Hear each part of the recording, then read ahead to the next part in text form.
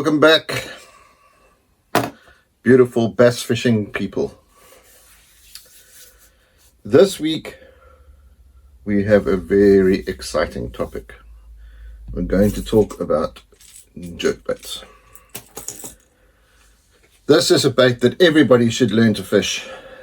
They work everywhere in the world, and most of the places that I've been to in the world fishing for bass, they eat jerkbaits, which is an incredible thing. There's very few lures that you can unanimously say they will eat them. And not just with bass fishing either. I have caught so many different species of fish on one or other type of different jerkbait. This particular product is actually one of those products that falls in line with you can only fish it at this time of the year. No, you can't. It's absolute crap. Jerkbaits. When we go to the close-ups, you're going to see just how amazing that they actually are. One of the earliest recorded lures, and funnily enough, not for bass. We're going to go with the little bit of research that I've done. Lorry Rapala, here's a Rapala, made a lure out of pine bark, eventually ended up covering it in chocolate wrappers to catch pike.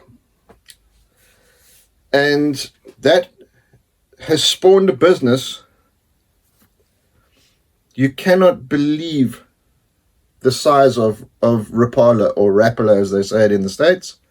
It is an incredible business, and they make amazing lures. But his original floating minnow is about, for recorded fishing tackle history, that seems to be number one. They may well have been hand-carved ones made by other people, but as far as commercial lures go, that seems to be number one. And to this day, however many years later, a lot of years later, they still make incredible stuff. And we'll touch on those a little bit later.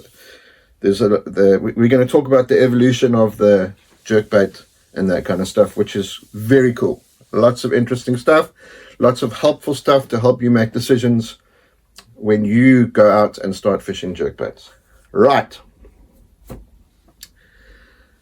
Let's talk about the tackle that you need to throw them. Guys, this is one of those lures where we're probably not going to get it done with our 7-foot medium heavy spinning or casting rod. It'll be slightly easier with the spinning rod, but this lure has very specific requirements to make it work properly. Could you throw it with that rod? Absolutely, you could throw it. I mean, look at the size of these guys. They're big. That one probably weighs, I don't know, 3/8 of an ounce. Yes, you could throw it. But in order for these things to work properly, as the name suggests, jerkbait, twitch bait, rip bait, it is a chunk of plastic, and you have to give it life. You need to make it move.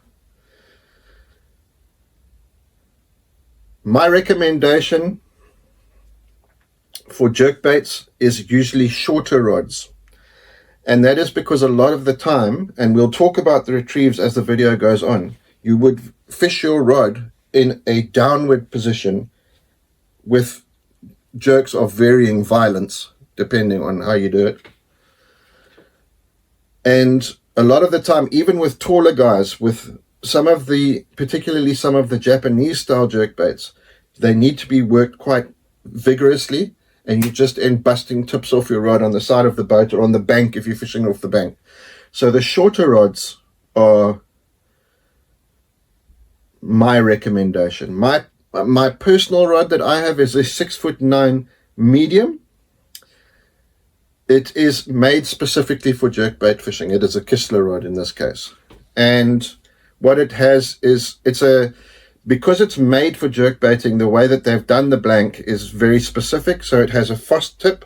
So we've spoke about that before, where you would work a bait and the tip will bend and very quickly come back. That's a fast tip.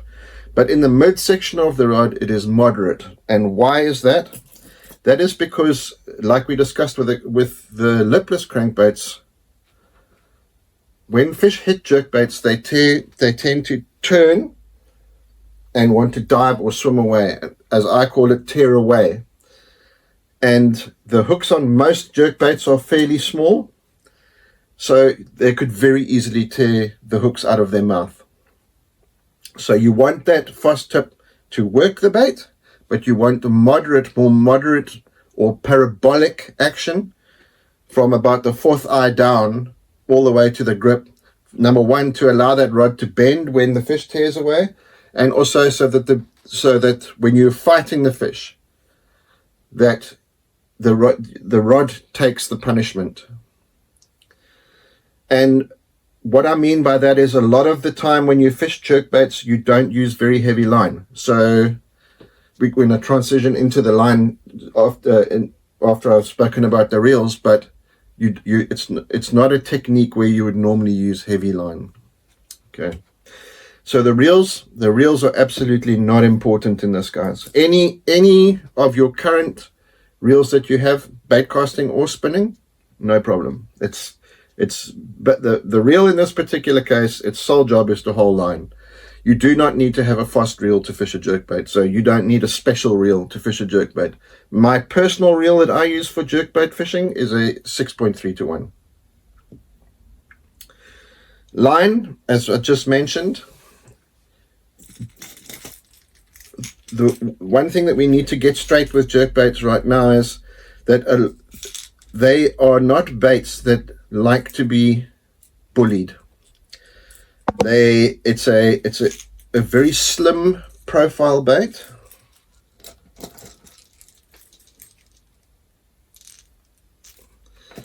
They're generally quite light. You do get heavier ones, as I'll show you. I showed you a heavier one there. So they're long baits. So you need to be careful when you're casting. Not all of them. Some of them, we'll talk about the construction just now and why some of them aren't.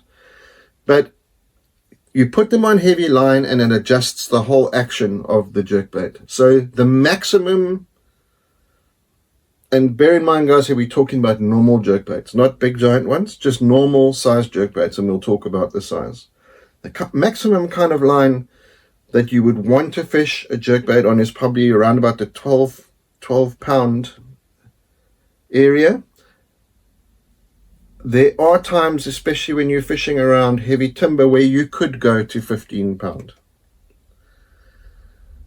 But the line choice is up to you. And the reason that I say that is it depends largely on what type of cover and structure in the lakes that you fish.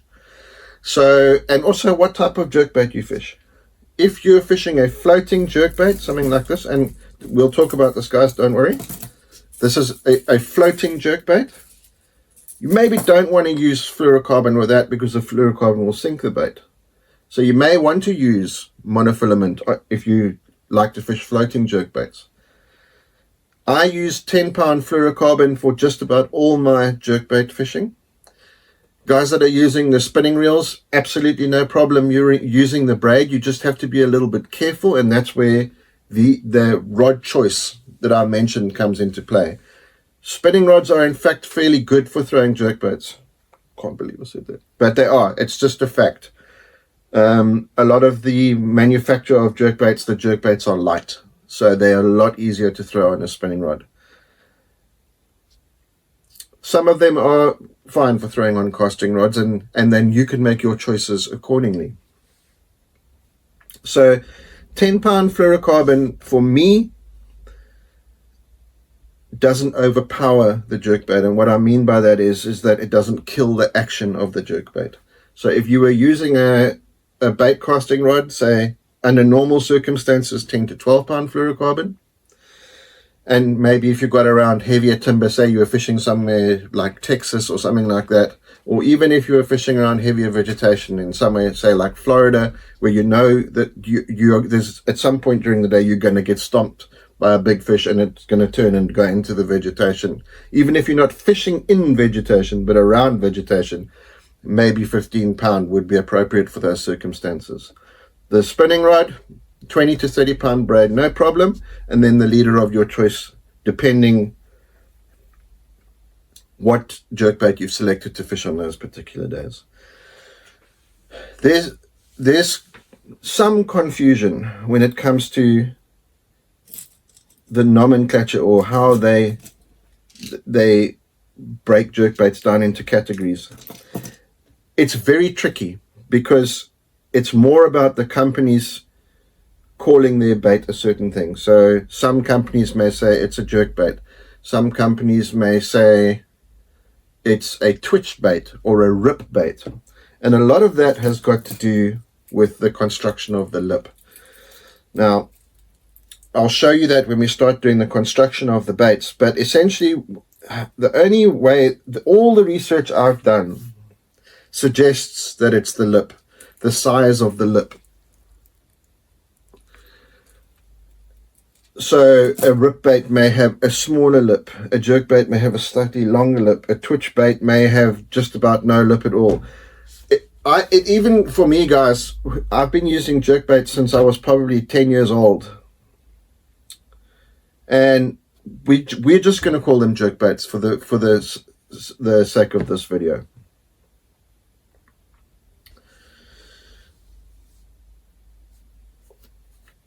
We'll get into where you can fish jerk baits and what time of year and water temperature and stuff like that. One of the things that I wanted to tell you guys about was when the rise of the jerkbait, when they were in their majority and people were slaying fish on them. Jerkbait was touted as an early season or a late season bait, so a cold water bait. And all the information that you could get on jerkbaits for me, because I wanted to learn more about them, obviously, living in South Africa and relying on Bassmaster magazine and stuff, this is all pre-internet that we're talking about here, was it's a cold water bait. Where I grew up in South Africa, we had cold water relative to the rest of the year for about 5 to 6 months of the year. Not where I lived before. I lived in the Natal province before I came to the UK. When I grew up in the Cape province. It's a lot more temperate there. So having that information and being told it's a cold water bait and that kind of stuff, I only used to throw them in the winter and the late autumn or fall. And early spring. There's no ice like you've got in America, in South Africa. There's no such thing. But as a child,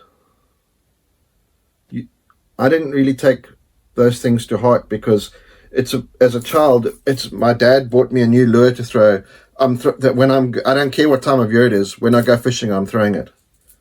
And for me, I caught them on jerkbaits all year round. It wasn't, to me, a jerkbait's a little fish. So they don't just eat fish in the summer as opposed to the winter or whatever. I threw them all year round. And I caught fish on them all year round. Now with the advent of these modern electronics, forward-facing sonar, or whatever you want to call them, all of a sudden, you can throw jerkbaits whenever you want. Guys, this is the point that I've been trying to make since the beginning of Tackle and Tactics. Don't listen to the hype. Just because someone says that's when you should be throwing that bait doesn't mean that's when you should be throwing that bait. You throw that bait when you want to throw it. What's the point of having a lure lying in your box for 6 months of the year and you don't use it? You may as well not have it on the boat or in your backpack when you go walk the bank. Just leave it at home, if that's what someone tells you to do. Don't believe the hype. If you believe that a jerkbait is something that you could do well with in your home body of water, wherever that may be, largemouth, spotted bass, and smallmouth, you should probably have some jerkbaits. This is a particularly bad category of baits for addictive buying because they're so pretty. So many different kinds. So many different companies that make them. Confusion about what to get. we're going to do the close-ups. I'm going to try and break it down for you about some ideas of how to buy jerkbaits for your particular situation. And I hope that you're going to find this helpful. Let's get into this jerkbaits this week. Right on. Let's talk about what makes a jerkbait a jerkbait. So here we have our handy dandy unpainted blanks. And before we discuss how they're constructed, let's talk about the different types of jerkbaits. So initially, when jerkbaits were started out, they were a floating bait, which meant that they just stayed on the surface of the water, and when you jerked them or you wound them, they would dive down with their little lip and they would wobble. And then when you stop winding, they would come back up to the surface. Then, and I believe this is correct, Smithwick baits came out. And they invented a bait that when you wound it down to a certain depth, or you jerked it or swept it down to a certain depth and stopped, the bait would just stay there, which was a revolution, particularly in cold water circumstances or pressured circumstances. Now, the variety is just about endless. Now you have baits which are slow risers, which means that you jerk them or sweep them or wind them down to a certain depth and they will slowly rise to the surface. You have slow sinkers, which you do exactly the same thing, and they will slowly sink down at a prescribed rate. Suspending baits, floating baits, it's endless. Baits that dives to certain depths. And all of that is achieved by weight. Different types of weighting. For example, you can see that in this bait here, there are two smaller ball bearings in just about in the head of the bait, which cause that to sit in a head down position when it's resting in the water. But before we cast, you will see that there's two other ball bearings here. If we do that, we can see that those ball bearings have now moved to the back of the bait. And that is called a weight transfer system. And what that's for is so that you can cast the lure, because obviously when you throw the lure, that's the end of the lure this is attached to your line, and that's flying the other direction. So you want the weight at the back of the bait. On this one, we can see that there's an even bigger ball bearing in the head of the bait. There, you can see it there. And yes, it does give it a bit of sound, but this is to change what the lure does in the water, whether it be slow sink, slow rise, whatever the case might be. So the construction of the jerkbait, many different kinds. If you look at the original Rapala, and this is an original floating Rapala or Rapala, this body is made of balsa. It's wood. So it floats high in the water column, and it's weighted in certain areas to make so that it floats horizontal like that. These are made of ABS or varieties of ABS plastic. So it makes them a lot more durable than the balsa. Balsa takes a bit of a pounding from fish, even just from bass, not just from toothy critters, but from bass as well, because it's a very soft wood. Even though it's coated with layers of paint and epoxy and stuff like that, it will still get pounded. So we have some or other type of diving lip on the face of the bait. This particular bait here is a copy or an approximation, let's call it that so we don't get into any trouble, of a Megabass Vision 110. And I'll show you some of those just now.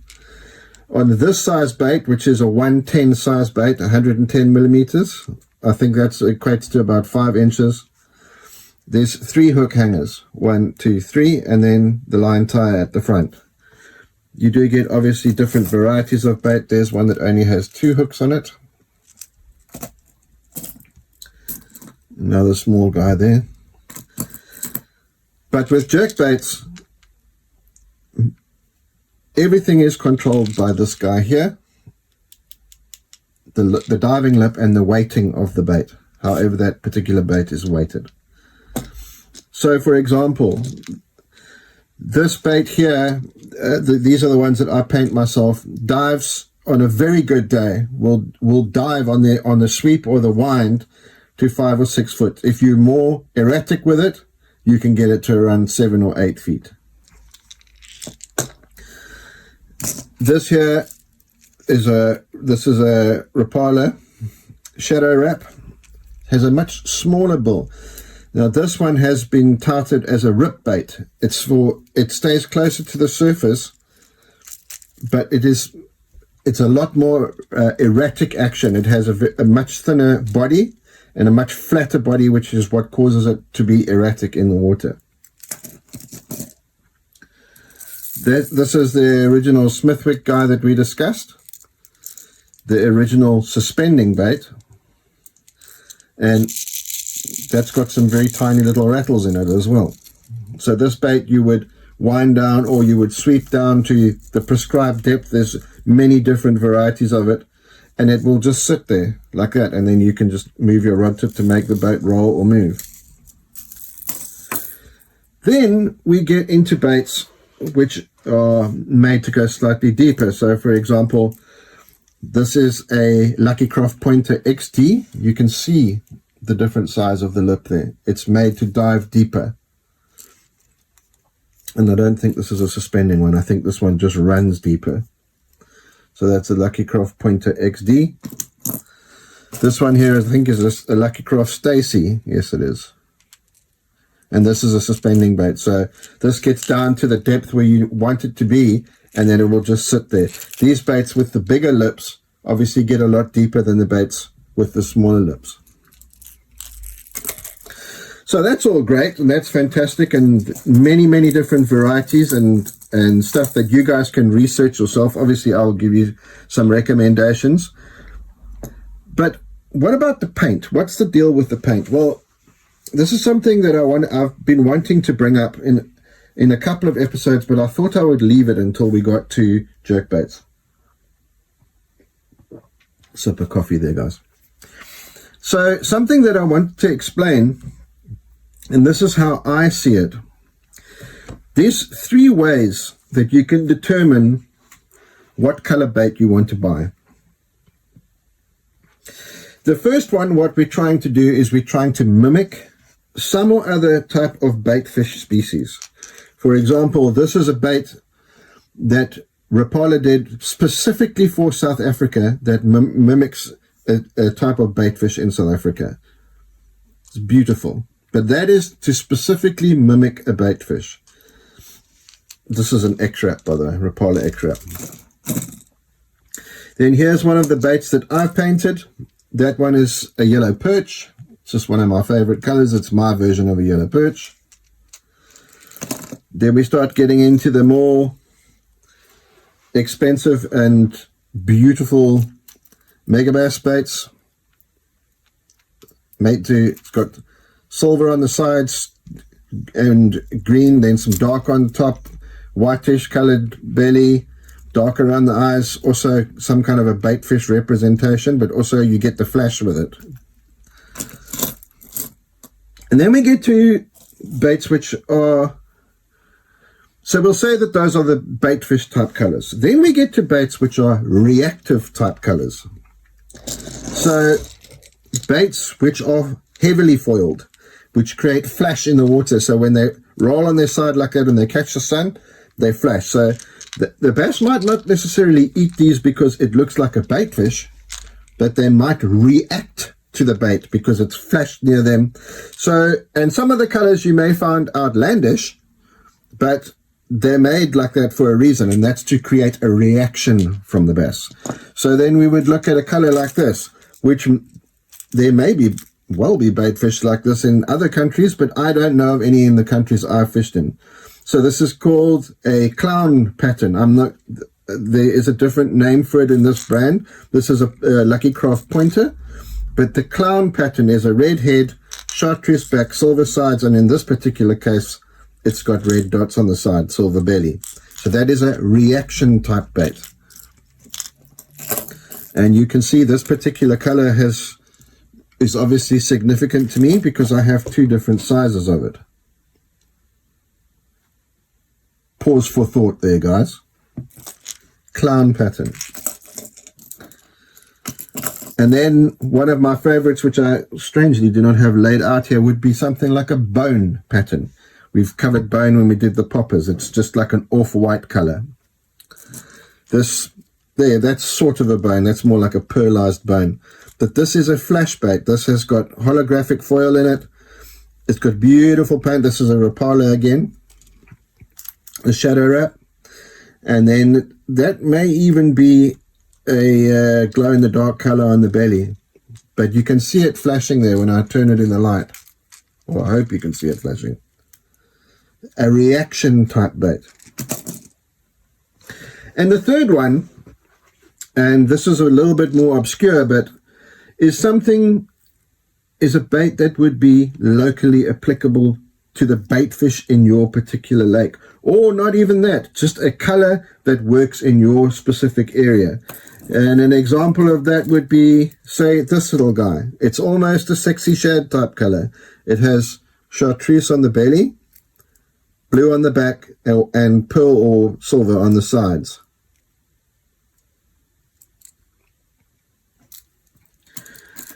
A locally applicable bait fish colors, couple of versions of it would be, this is one of mine. That's that yellow perch guy again. You can see that's just my way of painting yellow perch because I can. And then there's a commercially available yellow perch, which is more reflective on the sides, but the same type of deal. Dark back, green, gold or yellow on the belly, black stripes. Same idea, just a different brand.